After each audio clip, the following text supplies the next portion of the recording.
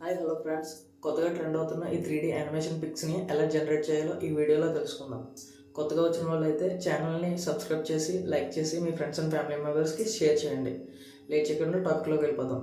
ముందుగా మీరు మీ Google chrome open చేసి నానో బనానా ఏఐ అని సెర్చ్ చేయండి. ముందుగా మనకు ఒక లింక్ వస్తుంది, దాన్ని ప్రెస్ చేయండి. కింద మీరు చూసినట్లయితే ప్లస్ ఐకాన్ మీద క్లిక్ చేస్తే ఇమేజ్ని సెలెక్ట్ చేసుకోండి. గ్యాలరీలోకి వెళ్తుంది. అందులో మీకు నచ్చిన ఇమేజ్ని ఏదన్నా ఒక దాన్ని సెలెక్ట్ చేసుకోండి. గుర్తుపెట్టుకోండి, వెనకాల ఎక్కువ ఎక్స్ప్లోజింగ్ కలర్స్ ఉండకూడదు. సింగిల్ పిక్ సెలెక్ట్ చేసుకుంటే కొంచెం బెటర్ క్వాలిటీతో వస్తుంది. డబుల్ పిక్ అన్నా బాగానే వస్తుంది, దాన్ని బట్టి మీ చాయిస్ అది. నేనైతే సింగిల్ పిక్ని సెలెక్ట్ చేసుకుంటున్నాను. చూడండి, మీకు ఈ ప్రాంప్ట్ కావాలంటే పక్కన కామెంట్లో కానీ కింద డిస్క్రిప్షన్లో కానీ ప్రొవైడ్ చేస్తాను. లేదంటే మీరు స్క్రీన్ షాట్ తీసుకొని దాన్ని కొంచెం కాపీ అయినా చేసుకొని పెట్టుకోవచ్చు. అలాగే మనకు కొంచెం ఫ్యూ సెకండ్స్ ఆగితే మనకి పిక్ అనేది జనరేట్ అయిపోతుంది.